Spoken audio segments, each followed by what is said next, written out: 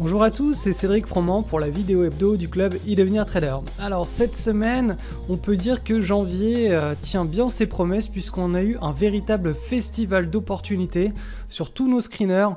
On a eu énormément d'actions proposant des contextes de trading très corrects, très décents pour pouvoir trader et s'investir sur le marché.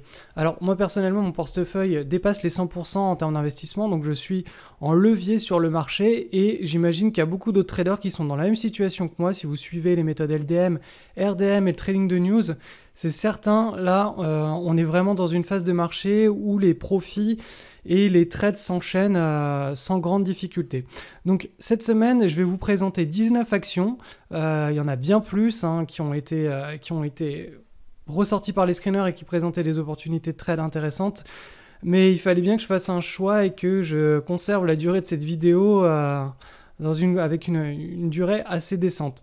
Alors, on va commencer sur les titres allemands avec le titre BSL. Alors ce titre a été détecté avec LDM, vous voyez que là on a une baisse de volume sur la construction de la base.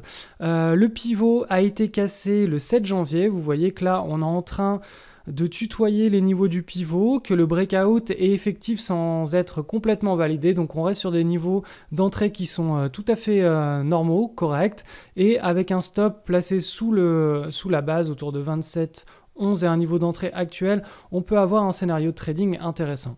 Le titre M3V, donc celui-ci est aussi coté sur le marché allemand. Vous voyez que là, pendant la construction de la dernière base, on a une baisse des volumes avec une augmentation des volumes sur les séances de hausse sur la fin de la base. Donc on a une accumulation du titre avant le breakout et pendant le breakout. Donc là, un petit titre classique, un LDMien, un petit leader de marché, facile à mettre en portefeuille. Ensuite, maintenant, on va attaquer les titres du Nasdaq. Alors, le titre PPC, détecté avec le screener de news. Alors là, on n'a pas de news en jeu. Par contre, on a une très belle configuration à moyen long terme. Vous voyez que là, on a un beau momentum haussier depuis 2013. On a une large consolidation depuis le mois d'août. Et là, on est en train de tenter un breakout. Les volumes sont en augmentation. Voilà, on a quelque chose d'assez intéressant à surveiller. Sur une confirmation du breakout, on peut avoir quelque chose de jouable. Le titre SPCB. Alors, celui-ci, je l'ai ressorti parce que, voilà, je voulais juste vous montrer le genre de titre que, j'aime pas trop ce comportement-là. Quand on a, par exemple, sur la séance du 23 août, une ouverture qui s'effectue sur un gap up à 6,02 $ et qu'on vient clôturer à 1,44 pour ouvrir le lendemain à 5,50. Voilà, on a un titre qui est assez aléatoire. On n'a pas une forte prédictibilité, une forte visibilité sur ce genre de titre. Donc quand je vois ça dans le passé, en général, je reste assez dubitatif, même si on a eu une belle construction de base et des volumes en très très forte augmentation, peu avant le breakout et pendant le breakout. Le titre THI. Alors, un grand classique, LDM, une succession de patterns, là on a quelque chose d'assez propre, une validation du breakout avec des très très forts volumes. Vous voyez que là, pendant la construction de la pattern, les volumes sont en diminution et qu'à chaque fois qu'on a des séances de hausse au sein de la pattern, on a des volumes, des belles barres vertes qui suivent donc de l'accumulation sur les titres et pas de distribution, donc pas de vente du titre de la part des institutionnels. Toujours sur le Nasdaq, le titre SEL. GZ, alors celui-ci, ProRealTime nous le retourne avec un momentum haussier. Il faut juste savoir que j'ai été vérifié sur les cotations du site nasdaq.com et Finviz. Là, le gap up ici qu'on voit, la séance de hausse du 8 et 9 octobre, elle est inversée. Je ne sais pas pourquoi, il doit y avoir un problème avec les données du flux ProRealTime, mais en tout cas, si on s'en réfère uniquement à ProRealTime, on a un titre, une bonne requête de marché. Avec une belle base, là sur la fin, vous voyez d'ailleurs que les bandes de Bollinger sont bien resserrées. On a une grande tasse avec une anse bien resserrée. On a une séance de hausse sur le breakout. C'est une penny stock de plus de 1 $, donc ça reste bien gérable sur un portefeuille. Donc voilà. Le titre maintenant, ENDP. Alors, celui-ci était identifié avec le screener RDM et le screener de news. On avait une annonce de résultats le 5 novembre qui a déclenché un trend haussier voilà, qui est visible. On est en train de consolider dans ce qu'on pourrait appeler un petit drapeau, mais bon, nous ce qui nous intéresse au-delà des appellations chartistes, c'est la construction de la base en elle-même. Vous voyez que là elle est bien tight, on a des volumes en baisse, et là sur la séance de breakout, avant et après. Vous voyez, le 7 et le 8 janvier, on a des volumes en augmentation. Donc ça peut nous réserver un petit rallye haussier de quelques semaines pendant le mois de janvier, voire février. Ensuite, donc le dernier titre du Nasdaq, UCBI, donc celui-ci était identifié avec le screener LDM et le screener de news. J'en avais déjà parlé ici le 19 novembre pour ce breakout, qui a été très peu suivi. Vous voyez qu'on a eu seulement une petite hausse, mais bon voilà, hein, c'est le genre de trade, pour s'exposer à des belles hausses, il faut prendre de nombreux trades avec des belles configurations, et dans ces nombreux trades, il y aura forcément des trades qui seront des petits gains, des petites pertes ou neutres, des trades qui auront des pertes qui seront exécutées sur le niveau de stop loss. C'est assez rare si vous sélectionnez bien vos patterns, mais ça arrive, et une minorité de trades gagnants, mais très gagnants, de 5 à 10%. Vous pouvez aller jeter un coup d'œil sur la distribution des gains boursiers, notamment de Sylvain Duport sur le blog, qui est l'un des meilleurs traders en France. La distribution de ces gains et de ces pertes correspond bien au schéma que je viens de vous énoncer. Alors ensuite, on va jumper maintenant sur les titres du NYSE avec ATK. Donc celui-ci identifié avec le screener de news. Bon voilà, un grand classique, hein, un trade, une action avec beaucoup de momentum, des successions de bases qui libèrent des mouvements bien haussiers, donc une bonne personnalité sur cette action. Et là, on avait à nouveau donc une base bien tight, très correcte, avec un breakout et des volumes en augmentation. Donc là, vous voyez qu'on est en train de bien confirmer le mouvement, et que bon, de toute façon il est trop tard pour rentrer, bon, ça faisait partie des breakouts de la semaine. Le titre IBA, alors celui-ci, j'ai fortement hésité avant d'entrer en position dessus. Je ne suis pas entré en position dessus, et je m'en mords un petit peu les doigts, mais bon, ça fait partie des nombreux trades. Il faut jamais être trop frustré sur un trade, puisque un trade est une goutte d'eau sur un océan d'opportunités et de trades dans un portefeuille au cours d'une année ou de plusieurs années de trading. Donc il ne faut jamais regretter ses choix. Mais bon, voilà, on avait juste ici, voilà, c'était le 8 janvier, un breakout, des volumes assez timides. J'ai hésité à rentrer sur confirmation de ce breakout. Je me suis dit, bon, bah si on a une vraie confirmation, au pire, comme on a une base assez large, j'attendrai un pullback. Le lendemain, on a eu la confirmation. J'ai commencé à placer mes ordres pour essayer de grappiller, de réussir de récupérer le pullback, et hélas, on a continué à monter, on est sur 46 $. Donc j'espère qu'on aura un petit pullback autour de 43,30, histoire de pouvoir rentrer sur le titre, avec un stop sous le dernier creux autour de 39-20 $, 39-25 $. Donc voilà, on a un titre à moyen terme qui propose un bon contexte de trading, et on peut essayer de récupérer ces titres légèrement au-dessus du pivot pour un trend haussier sur les quelques semaines à venir. L'action WDAY, alors celle-ci en soi n'est pas très intéressante. Vous voyez que le momentum à moyen terme, il est pas très fort, hein. Les hausses sont assez molles.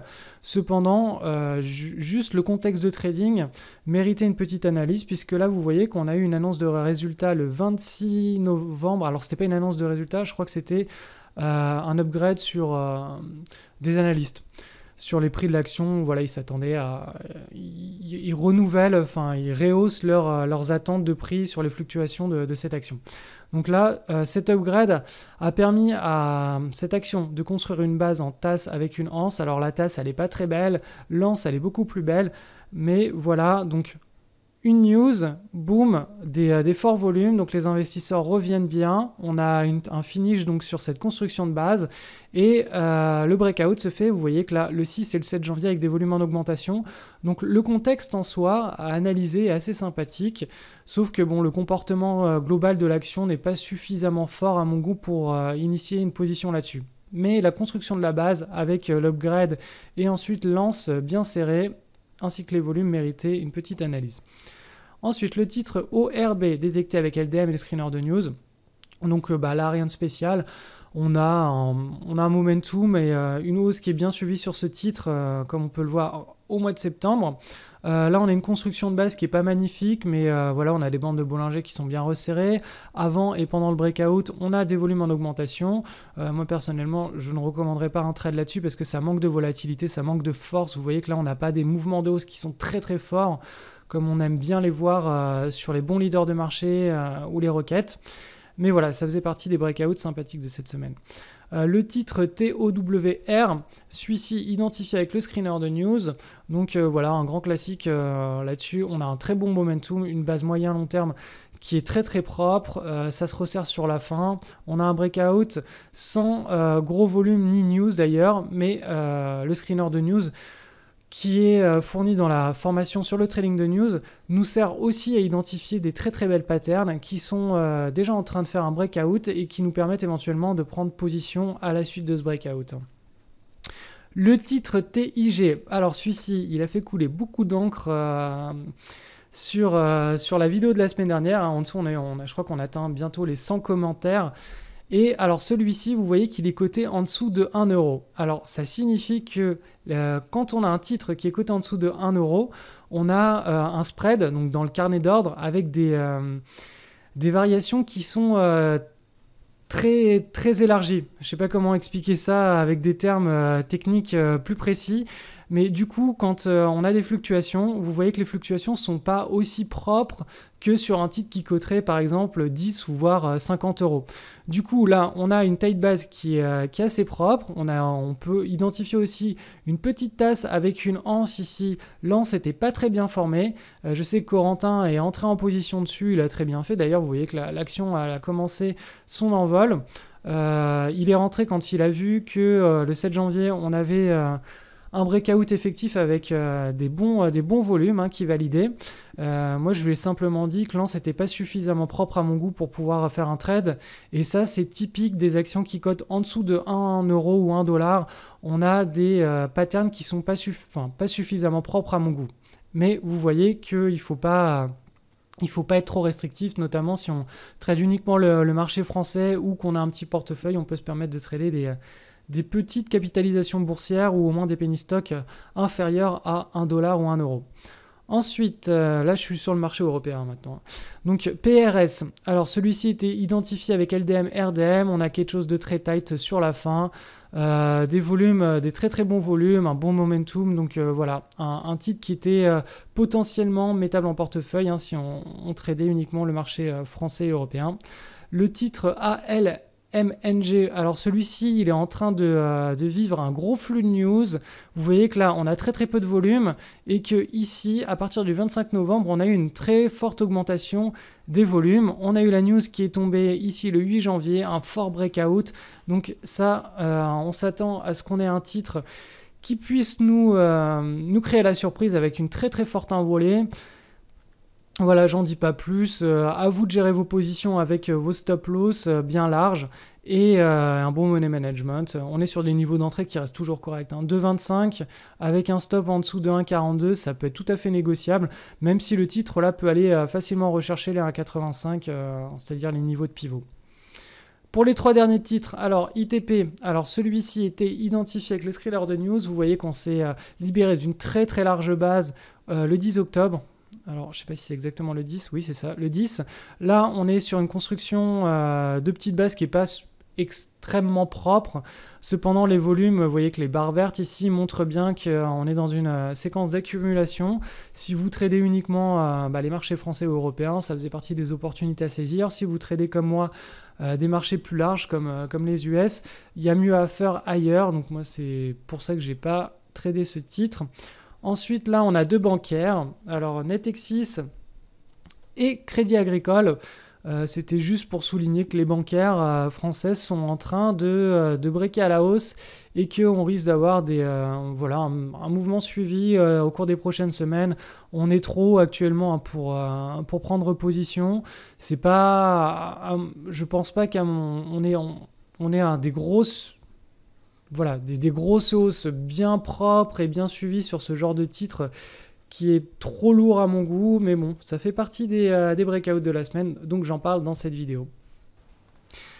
Vous l'avez compris, janvier est le mois le plus propice pour trader les actions et s'exposer facilement à des mouvements favorables. Cependant, pour réaliser avec récurrence ce genre de trade, il faut mettre en place une routine de trading qui réclame entre 10 et 30 minutes le soir en fonction des conditions de marché. Et ce suivi du portefeuille se fait au calme, sans pression des marchés, après la clôture des bourses. Donc avoir un tel rythme de trading permet d'intégrer la spéculation à sa vie de famille ou à un emploi du temps bien chargé.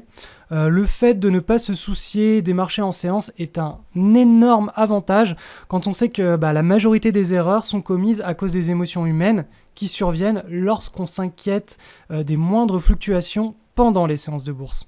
Donc là, je vous propose vraiment du trading en hors séance et avec très peu de stress. Donc je vous ai préparé des packs de trading complets vous fournissant tous les outils nécessaires pour que vous puissiez efficacement spéculer sur les marchés en maîtrisant parfaitement votre risque.